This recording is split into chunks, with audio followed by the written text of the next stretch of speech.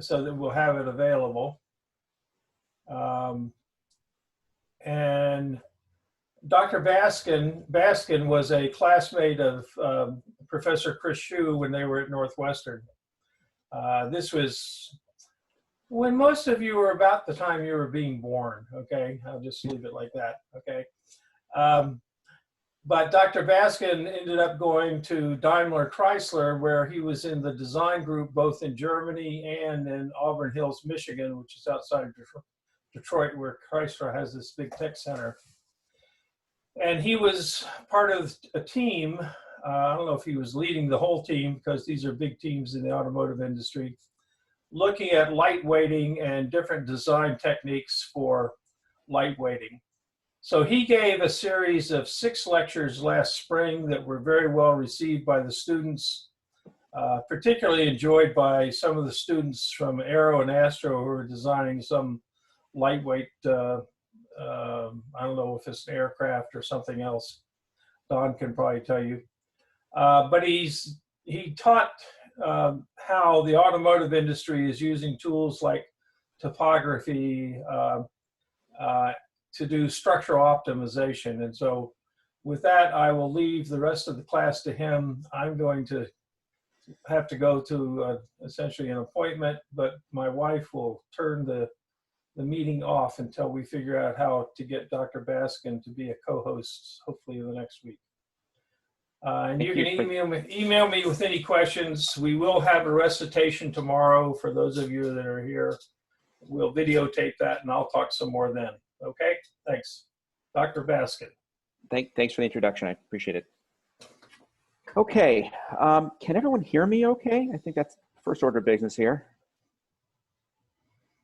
I guess you guys are on mute. Okay, so I'm getting thumbs up from Emma.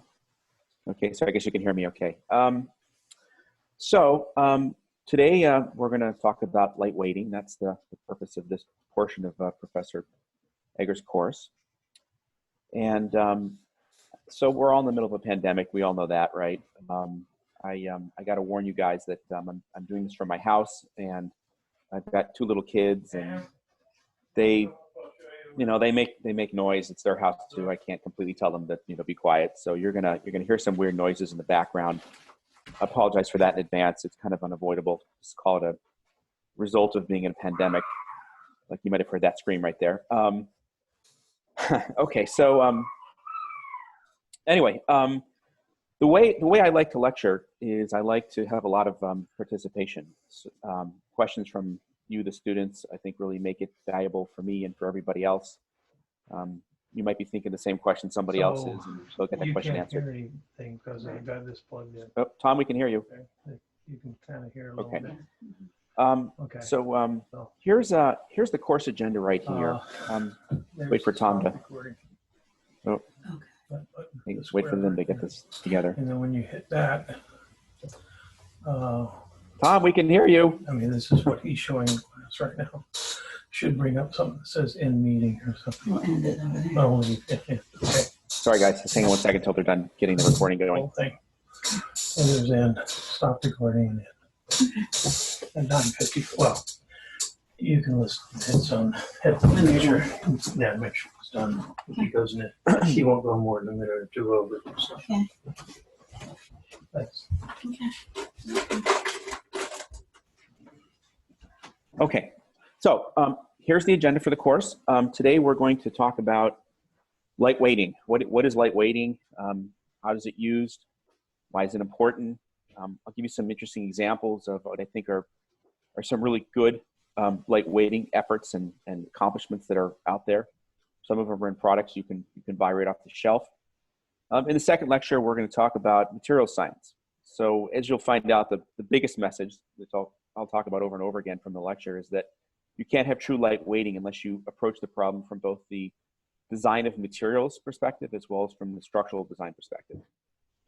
The third lecture, we talk more about the geometry. How do you design a structural member so that it takes the load the best and can be the lightest? We'll talk about beam mechanics, constitutive laws of lightweighting, how to apply them. Then we're going to move on to an area called structural synthesis and structural optimization, which is closely connected to numerical optimization theory. And this is how to search call it a multidimensional design space and find the best combination of design features or variables so that you can minimize the weight of your structure.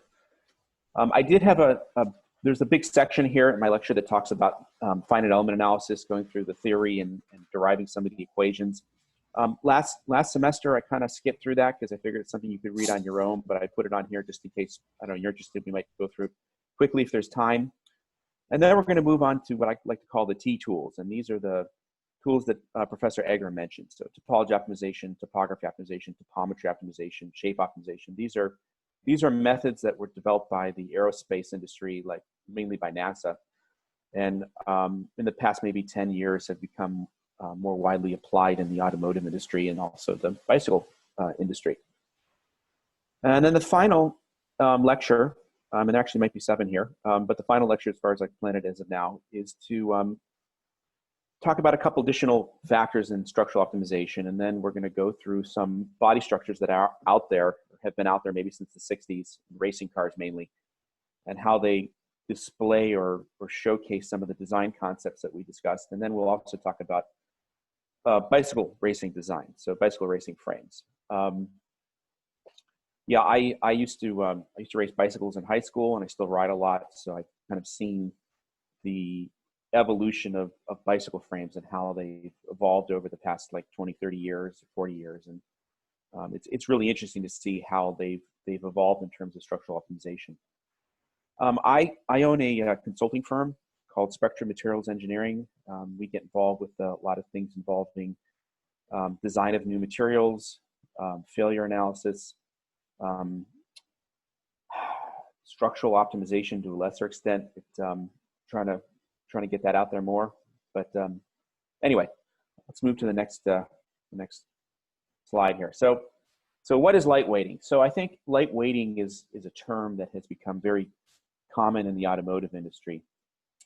People, so the government, as I'll talk about in a couple of minutes, is very enthusiastic about cars getting good gas mileage, and that's not just the U.S. government. That's all, the Japanese government, the European, the EU government, Germany's government.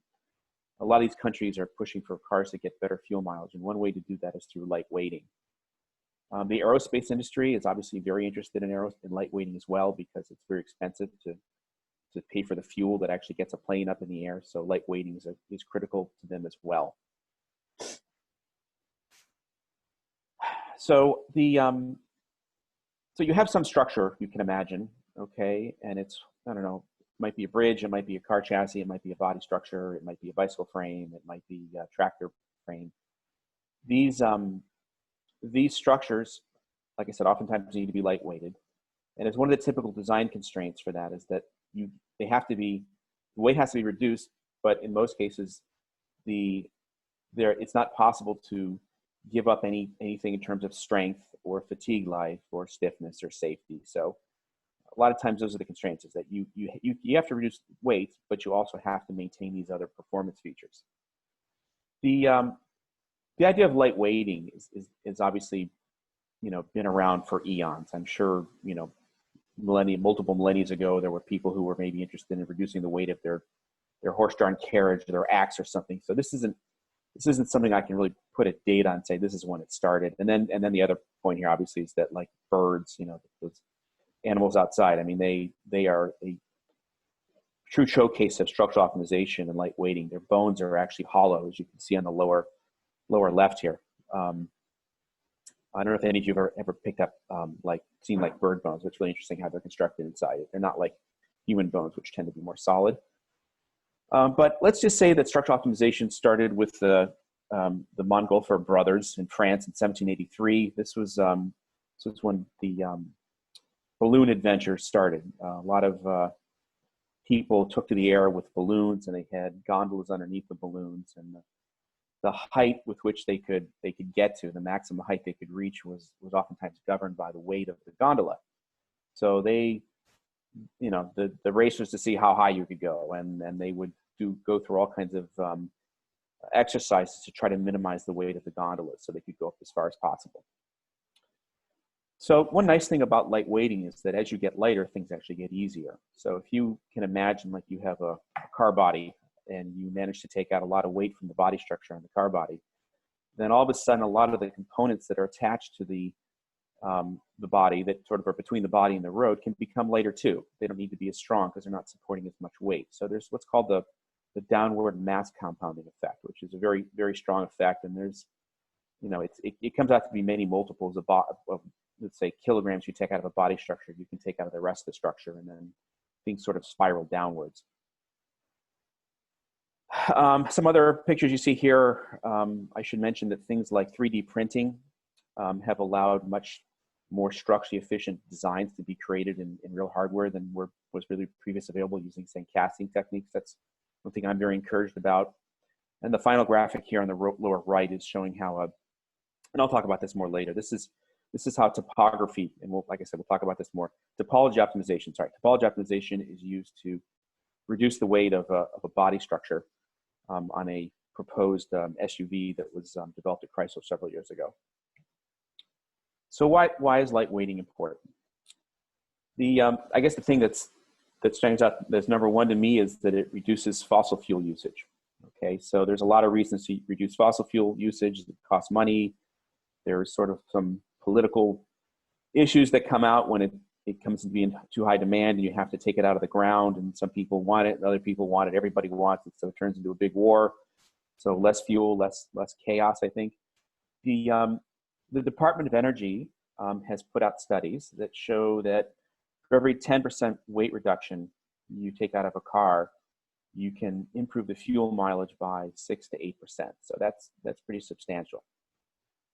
When you're driving your car down the road, weight reduction is far more important for city driving than it is for highway driving. Okay, this is because when you get up over, 50, 40 miles an hour, the road loads that push against the vehicle from moving forward are primarily aero. So fluid dynamics takes over. The drag goes up with the velocity squared. So this becomes the biggest problem. So these trips that you take around Back Bay or Cambridge in your car or your scooter or whatever, you're stopping and going in traffic. This is where the aero really doesn't have much of an influence, and the main influence is really the weight of the vehicle. So advanced powertrain technologies like hybridization, electrical vehicles, electric powertrains. These are ways of improving fuel mileage. They work just as well as light weighting in some cases better. Another important reason to reduce fuel mileage is to reduce the amount of CO2 that's going into the atmosphere. So in rough terms, like for every gallon of gas that goes into the vehicle, every gas that you burn, you create 9 grams of CO2. That's sorry guys for the noise in the background. That's a lot of CO2 in the atmosphere that contributes to greenhouse warming. That's a problem. So some other data that I've collected from DOE report was that for about 150 billion gallons of fuel are used in the U.S. per year. That translates to about 1.3 trillion kilograms of CO2 per year in the atmosphere. For every 10% weight reduction in the U.S. fleet, that translates to about 108 billion kilograms less of CO2 in the atmosphere. And to tell you the truth, from reading that report, it wasn't clear to me what percentage of that comes from city driving and what percent comes from highway driving. So I just put that out there, and that that sort of accounts for my previous statement about how weight reduction has more to do at low speeds than high speeds.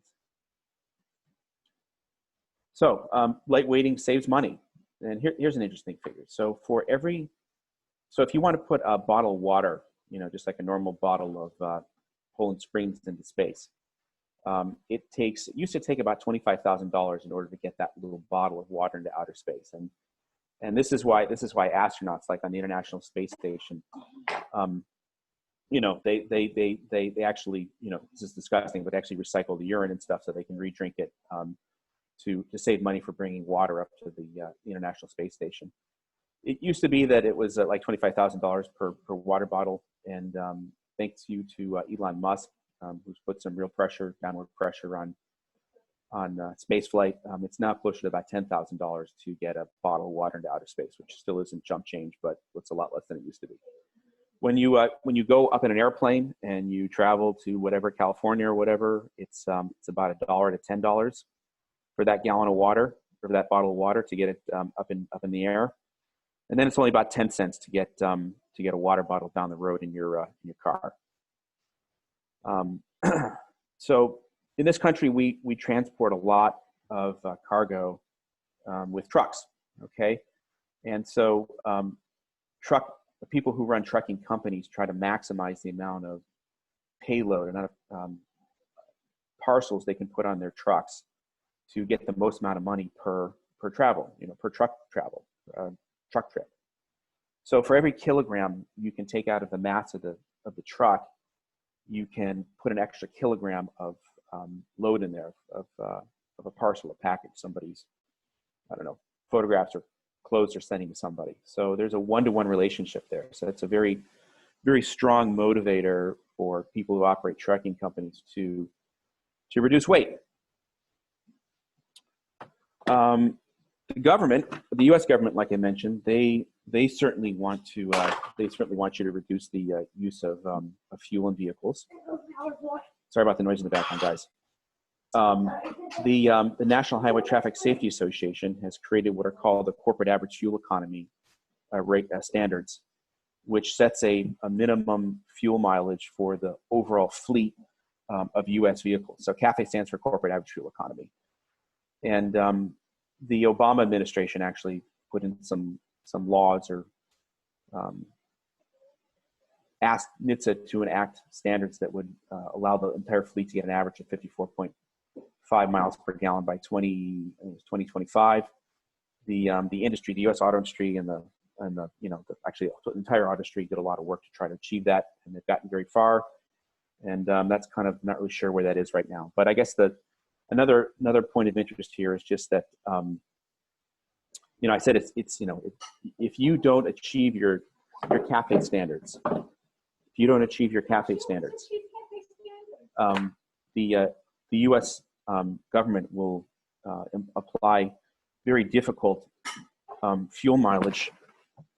Very difficult penalties on your company. So for every 0.1 miles per gallon that your fleet, that a given vehicle platform doesn't meet the CAFE requirements, the car manufacturer has to pay like $5.50 per car sold. So you can quickly see. So for example, like Ford sells about 600,000 or 700,000 F-150 pickup trucks per year, and you can do that math yourself. Like if that truck doesn't meet the fuel economy requirements, okay, if it doesn't get there, then you can very easily see how that equates to millions of dollars that Ford would have to pay to meet fuel economy standards. So it's quite a stringent, difficult to meet requirement, and not meeting it. There's horrible penalties for not meeting it. Sorry about the noise, guys. So the next question becomes is handling. So handling of a vehicle, how it maneuvers, is also a strong function of weight of the vehicle. Maybe sometimes. There's cars out there that have lots of horsepower, and that's how they make up for being very heavy. There's cars out there that are heavy, and they put big tires or big brakes on there to make up for it. There are there's these things, and I've driven a lot of vehicles of different weight, and there certainly is a feeling in a lightweight vehicle that gets better and better as the vehicle gets lighter. As the vehicle gets lighter and lighter, that makes the vehicle feel better, and it's hard to put your finger on exactly what it is. One thing I've known for sure is I've gone through a lot of equations trying to understand, like, where exactly does this mass difference come in, and where does this mass, how does going through equations of handling the vehicle, like you go through these equations and like there isn't just like a mass term in there. So it's kind of difficult to understand. The one place I think that it does come in, that it is a big factor, is in all the sort of elastomer components. The elastomer components behave non-linearly with load. So because of that, it seems that the weight of the vehicle can have a definite effect on mass, can really change with a lighter vehicle, because these things don't behave in a linear fashion. So saving weight from different parts of the vehicle can be more valuable than others, on a car at least. So for example, BMW puts a big premium on reducing weight on the upper part of their vehicles. So that means they'll pay more money to reduce weight from the top of the vehicle. That's why sometimes you see carbon fiber roofs on expensive BMW M3s. They'll spend less money to reduce weight from the lower part of the vehicle, where that weight savings won't really get you as much. So weight goes to translating weight, which is the weight that you have to move in order to get the car down the road. That's one level of importance to reduce weight. Then the next level is unsprung weight. So the weight of the suspension, the weight of the brakes, the weight of the wheels. Unsprung weight can very much affect the way a car handles, because the shock absorbers have to work much harder to handle that extra weight. And then the most important place to reduce weight is unsprung weight that's rotating. So things like wheels and brake rotors are very important for reducing those weight. Is something that car manufacturers will pay a lot of money for, because yeah. Does anyone have any questions? Shake your head. I can see you. Yes or no? Anyway, so rotating unsprung weight, things like wheels, brake rotors. These are the areas where weight reduction is the most important, and car manufacturers will often pay the most. And some examples of proof that they'll pay a lot of money for reducing weight of unsprung rotating weight are things like ceramic brake rotors. Ceramic brake rotors weigh a small fraction of cast iron rotors, and they last much longer, but they cost, 3 or 4 orders of magnitude higher in cost. Okay, so you probably want to know, who am I? Why should I, why is it legitimate that I talk to you about lightweighting? And so I just want to give you kind of a brief background here for some of the experiences I've had with lightweighting. When I first got out of grad school, I worked at Daimler Chrysler, which at the time was a combination of Chrysler and Mercedes. One of my early assignments was working in the research center, the Mercedes-Benz Research Center, which is in Ulm, Germany. And this is the time was Mercedes or Daimler's biggest research center. And my particular role there was I spent a lot of time working on a project developing advanced ceramics and intermetallic matrix composites for brake rotors. So again, this was reducing the weight of that unsprung rotating weight that was so important. After I worked in the research lab for about 1.5 years, I went to work at the Mercedes Technology Center, which is in Sindelfingen, Germany. This is their main development center where they develop, all their cars pretty much. And in that role, I was responsible for a project using, let's call them advanced carbon fiber or fiberglass polymer matrix composites to reduce the weight of body components. And the particular project we worked on was a rear wall for a convertible for the SLK. I don't know how many of you know Mercedes line very well, but the SLK Mercedes is kind of a small convertible. And we worked on using some low-cost carbon fiber composite materials to reduce the weight of the wall, okay, and also to reduce the weight of, let's say, deployable rollover hoop that goes behind the driver's seat. After I worked in Germany for a couple of years, I moved back to the United States and worked at Chrysler. I was a real-life release body engineer, and I launched the body structures of 7 vehicles in production, including the Charger, the 300C and the Magnum, and later the Avenger and the Sebring. And then after I finished that assignment, I led up a team of about 10 engineers working to develop a process for designing lightweight body structures. And it was really it was really in this role that I learned about some of the techniques I'll tell you about later, involving topology optimization, topography optimization, topometry optimization, shape optimization. These tools that are very closely connected with numerical optimization.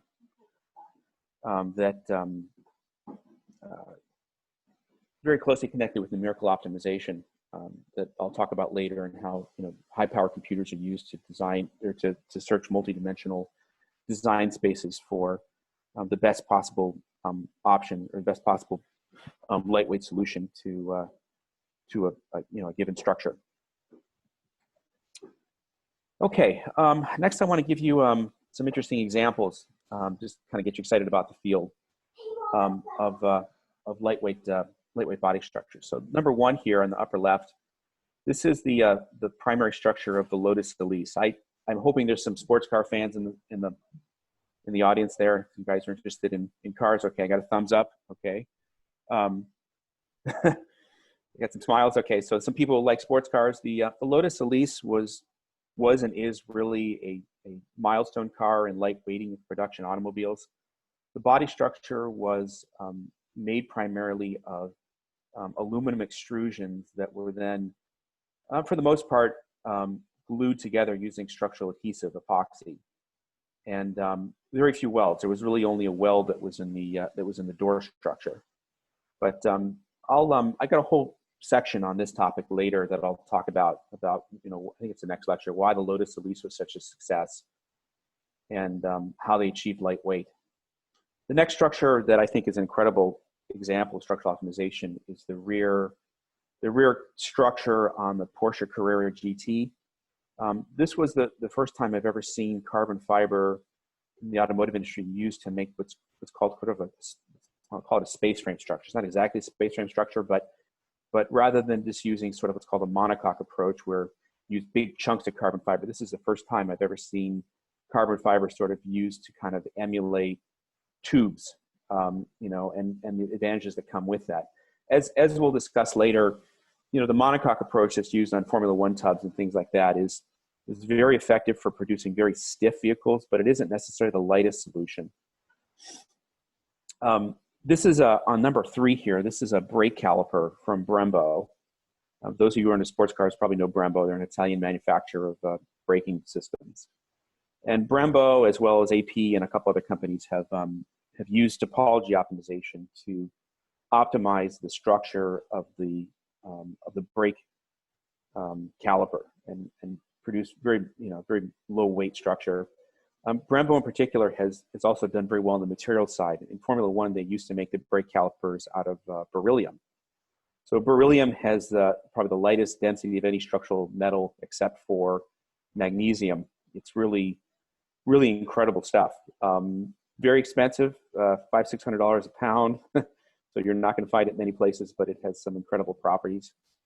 Honda, when they built the Acura NSX in the 80s, was a very interesting car. It was another use of full aluminum body structure. They didn't use extrusions the way they did on the Lotus. They used stampings and so forth.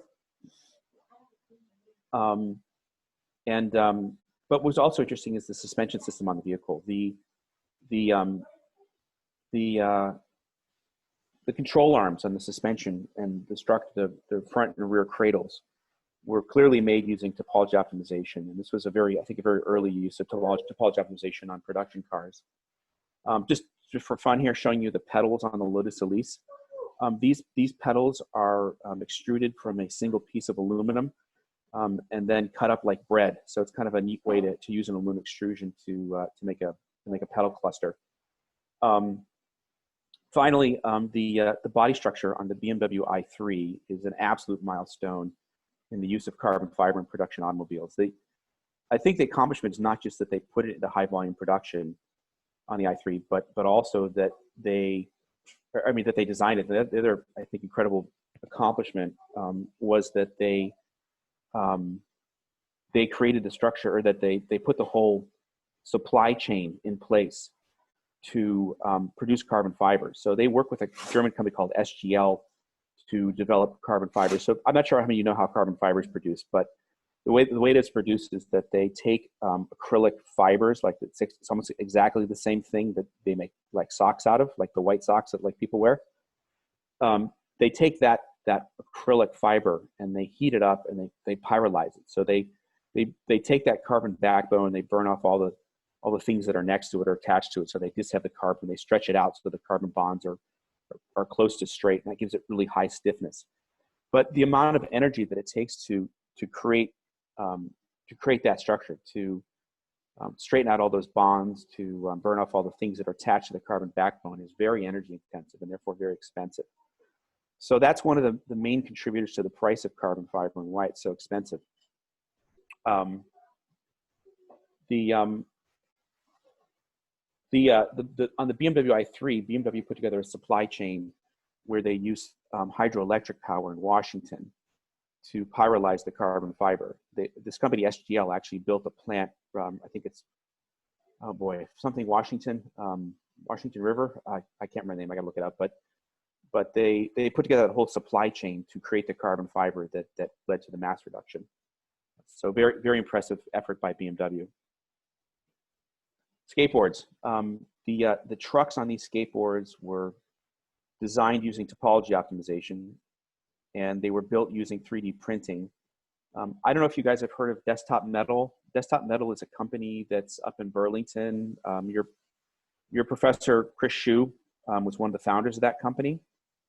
And a guy named Andy Roberts there, who I know was very interested in structural optimization, and he used the topology optimization tool to build the trucks on this skateboard here. Kind of a really neat way to go about doing it. Tennis rackets. Tennis rackets are one of the most structurally optimized consumer products.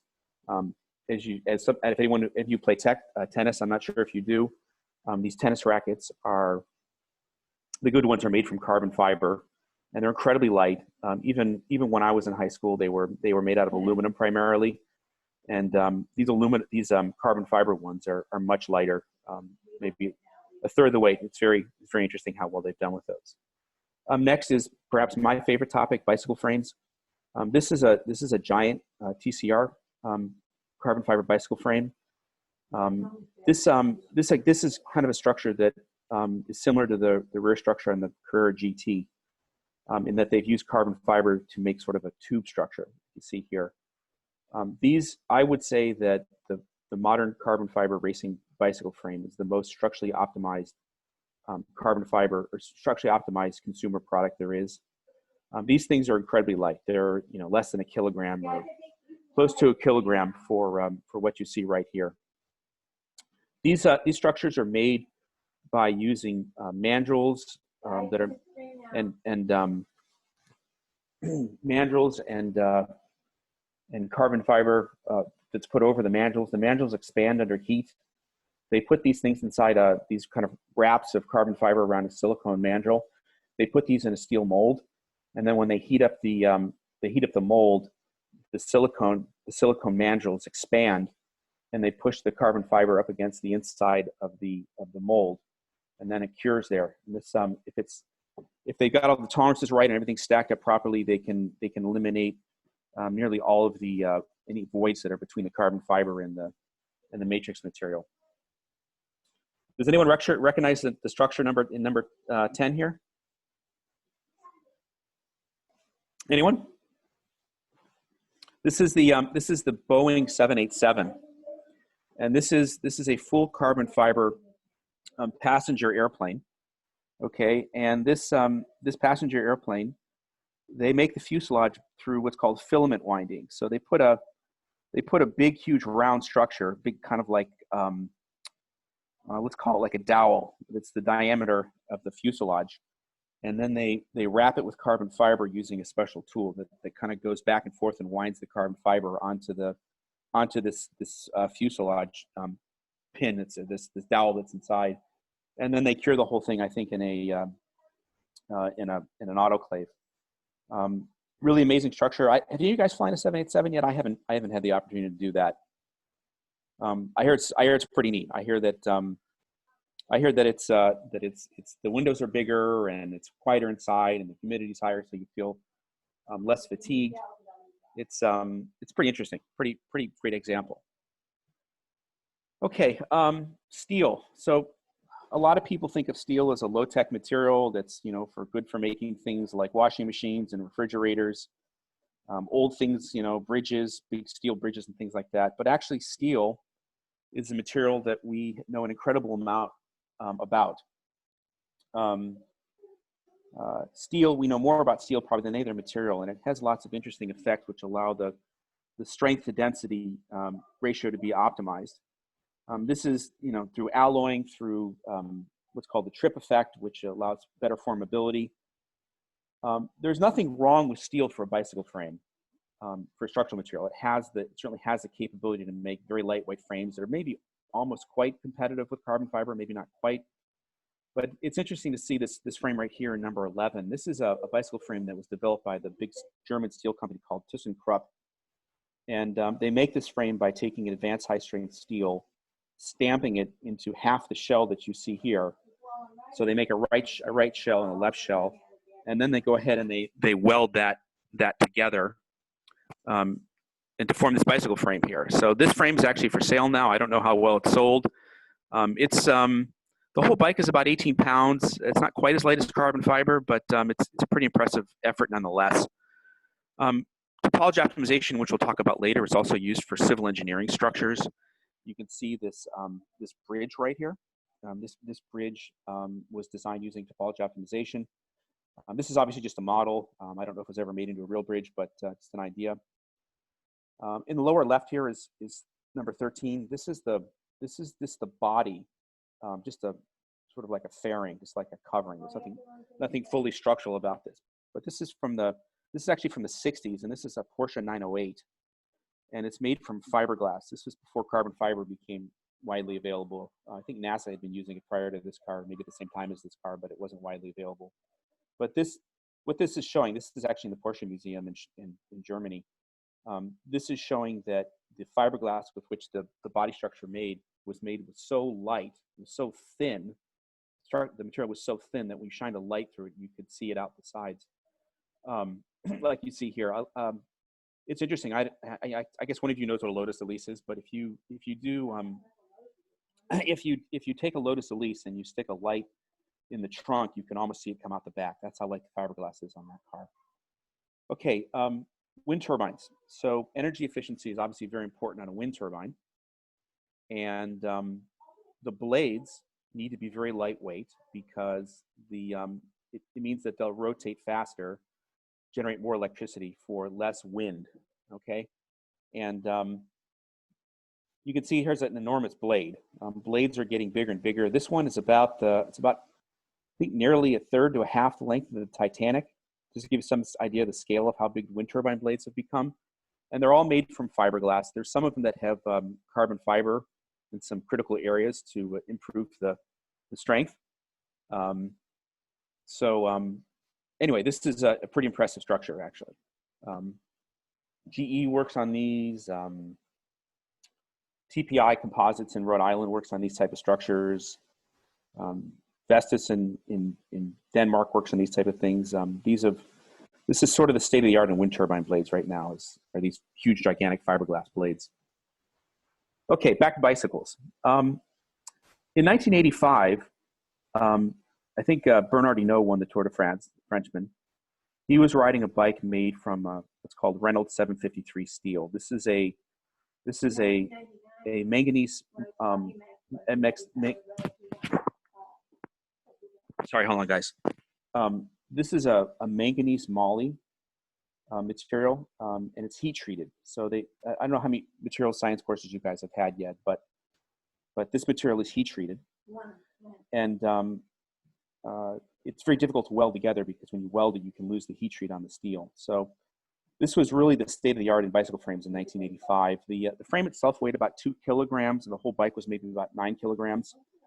And that was considered really impressive in the day. If you were an Olympian back in the 80s, and you had $50,000, $60,000 at your disposal, and an Olympic team behind you, and the whole Olympic society, you could expect to get a bike maybe down to 19 pounds.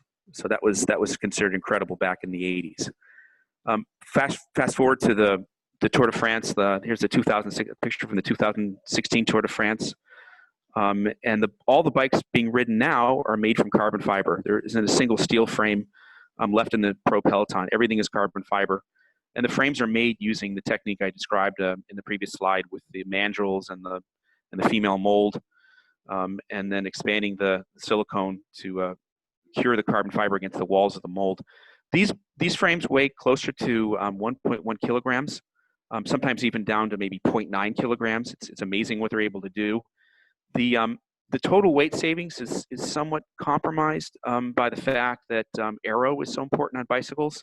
So the bicycle manufacturers have actually created designs where the tubes have very, very efficient aero profiles. Some of the bigger bicycle frame manufacturers will rent out wind tunnels at universities or car companies and do testings for 6 months or something to figure out what's the most efficient shape for all these different tubes on the frame. And those tubes, those aero profiles give you greater efficiency regarding the amount of watts you need to put in the bike in order to move forward, but they also weigh more. So the bikes probably aren't as light as they could be.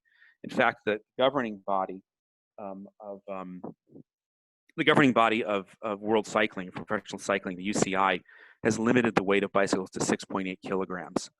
But really, the technology is better than that, and bicycles can indeed get a lot lighter than 6.8 kilograms. But I guess there's some concern about safety and, I don't know, preserving the classic look of the bicycle for the sport, and so the manufacturers tend not to use everything at their disposal to minimize the weight. Okay, this slide shows really the main message I was hoping to get across for this entire lecture. And if you walk away with one thing after my 6 or 7 lectures, I want you to remember this one. A structurally efficient, lightweight design can only be achieved through geometry and materials. Okay, so geometry is beam mechanics. It's the things that I've shown a little bit. I've talked a little about topology optimization, topometry optimization, structural optimization. All of these things result in a efficient structure from a geometry perspective. And there's all kinds of tools that are available, and we'll talk about some of these and give more information about how these tools are used to minimize the weight from a geometrical perspective. But you can't really get to a full lightweight design without also considering the materials.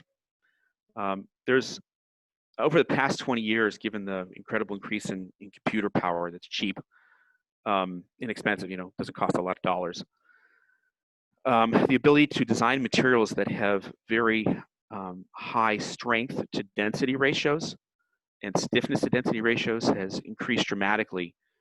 And as I'll talk about in the next lecture, these are the factors that can really lead to a lightweight design of a structure. It needs to be stiff and light. So you really need both of these materials. Or both of these factors in order to get to the fully efficient design. What's interesting here is that so mechanical engineers, and by the way, I have an undergrad in mechanical engineering, so don't think I don't have respect for mechanical engineers. Mechanical engineers tend to focus on the factor on the left, the geometry of the bike, geometry of the structure. And they tend to think of materials as something that, rather than being designed, as something that you select. You open up a book, you look in the back, you go online, whatever it is, and you find properties of material, and you say, okay, well, this looks good, let's choose that one. Okay, materials engineers, which I also have a degree in, materials engineers tend to think about how can we, design a material so that it's has this really high strength to density or stiffness to density ratio. How do you do that? That's what materials engineers tend to focus on, and they think about things like thermodynamics and kinetics and diffusion. Hang on one second, guys. Hang on, sorry about the noise. They tend to focus on things like I said, like computer models. How do you make precipitates that are small? How do you pick the right alloying elements for your material? How do you do all these things in order to minimize or to maximize the strength or the stiffness of the material? So the problem is that I think that a lot of materials engineers don't look at the geometrical part and kind of trivialize that and say, well, that's not so difficult, or it's not my problem. But until you really get both of these camps working together, you'll never hit the optimum lowest weight solution, the most structurally efficient, and I'll define that more rigorously later, what structural efficiency is, design for any kind of structure, whether it's a car, a bicycle, a truck, or a tractor. Well, that's all I got for you folks today. I was hoping you guys had some more questions. Is there anything you want to discuss? Yeah, I have a couple questions. So based on the experience you have with Mercedes and all of these auto manufacturers, I'm wondering if they kind of use their F1 teams as kind of R&D labs in a sense where it makes a lot more sense to spend millions of dollars trying to shave a couple grams off the body of their F1 vehicle, but then as that technology matures, they can find a way to bring it into their consumer products. Is that a thing that happens? Less than you would think, to be honest. So when I was at Mercedes, they did actually have a Formula One team. Oh, son of a bitch. Sorry, guys, for the noise. He's a horrible person. He believes Black Lives Matter. My wife's angry at me this morning, guys. Sorry. Why? Sorry, guys. Okay, I'm really sorry, guys. Very unprofessional. Your question is when Formula One teams are in a car team or a car company, do the Formula One do the car companies like Mercedes, do they use the technology that they learn about in those efforts and apply it to their production cars? Correct? That's the question, right? Mm-hmm. Well, I guess the answer is less than you think, and the reason is that the performance requirements of a racing car are so much higher than a production car. There's so much more at stake in terms of prize money and budgets for budgets for or money earned from advertising. So there's it's hard to carry it over. These materials and these techniques, these materials at least, are so expensive that you really can't very easily port them over to production cars. I'll give you an example. Like in the early 80s, Honda used an extensive amount of ceramics in their engines. The Formula One, the V6 turbos that were like 1.5 liters that dominated Grand Prix racing in the mid and early 80s. These cars had a lot of ceramic components in the engine. They had ceramic pistons, ceramic valves, cylinder walls. Ceramics are incredible materials for those applications because not only have they very low density, they're very stiff. There's that stiffness to density ratio. There's a strength to density ratio. These things are very incredible for for what they're able to do, and they work. And those cars were very successful. But the problem is if you try to put the ceramics into a production car, the price of the production car would be completely prohibitive. You go out and you think, I'm going to go buy a Honda for $25,000 or a Subaru for $30,000, whatever it might be. That would maybe just cover the price of the engine. Okay, so Honda never put any ceramic components in their production cars. Having said that, Mercedes in the late 90s developed ceramic valves with every intent of putting them in production cars. They were made from silicon nitride. I have one somewhere in one of my closets, and they really had the intent of putting those in production cars. They drove around. I've actually driven cars around that had ceramic valves in them. They actually put the ceramic valves in passenger cars and customers' cars and didn't tell them, and waited to see what happened. And they would just recall the cars after a certain number of months and look how the valves may have deteriorated over time. And they didn't tell the customers. And everybody was happy. It was pretty neat. But I don't know of any other manufacturer that actually did that. Honda. So the FIA, the organization that regulates Formula One, I don't know if they allow ceramics anymore. They certainly don't allow beryllium, but I'm not sure if they allow ceramic engines. Any other questions? I had one more question about bike frames, actually. Sure. So, you know, those examples you showed, I'm assuming that, you know, these top of the line bike frames cost like, you know, tens of thousands of dollars or so, like the ones that these athletes are using. They don't. But oh, how much do they cost? Um, they're surprisingly inexpensive considering what you're getting. I mean, it's not Mm. cheap. I mean, it's not like a $100 bicycle, but you can probably get, I don't know, you can probably get a carbon fiber frame down to maybe $1,000. If you think about it though, think about what actually goes into that carbon fiber frame. Putting all the engineering R&D time aside, just focusing on direct materials and manufacturing. So there's about a kilogram of carbon fiber in there. That's about $20, right? Mm-hmm. Mm-hmm. And then you're paying people maybe, you know, I don't know what the labor rate is in Taiwan. Maybe it's $15 an hour or something. Mm-hmm. The best bicycle frames in the world are now made in Taiwan. They really took over that market from the Europeans, which is interesting. Their ability to be efficient and disciplined at producing these very rigorously defined carbon fiber frames is just astounding. I mean, like I said, they start off with these silicone molds. They wrap them up with pieces of carbon fiber. No two pieces of carbon fiber are designed to be the same. They're all individual little trapezoids and little, you know, things jutting out and triangles, all kinds of incredible, intricate little shapes. They cut these things out with a laser. They wrap them up over these silicone mandrels. And then they do it exactly the same every time. And the Taiwanese industry has had the money to invest in expensive tooling and furnaces. So they're really able to produce the most optimized frames. And like I said, if it takes 6 hours to make a frame, somebody's working on this frame for 6 hours and they're making $15 an hour, you know, that's only a couple $100 right there, right? Mm-hmm. You know, for direct materials and labor, and maybe, you know, $50 for overhead. So there's a pretty big margin in those carbon fiber frames if you take out engineering R&D. But Right. I've got one. I can tell you it's incredible. I mean, after having raced steel bikes in the 80s, the performance of a carbon fiber frame is just amazing.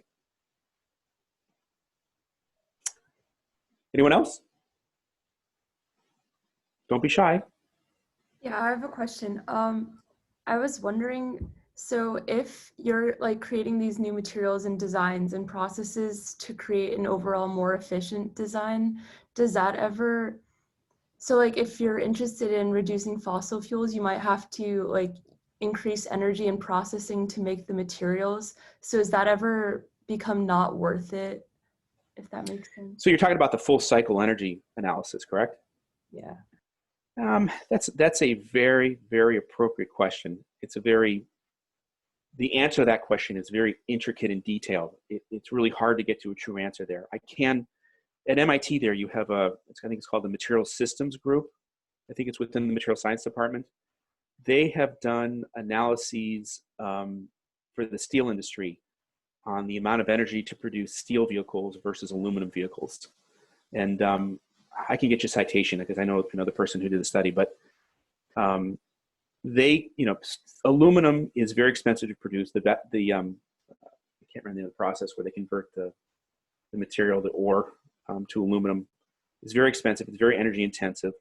Aluminum, the type of aluminum that you would use in a real structural application, which is high in alloy content, is not inexpensive.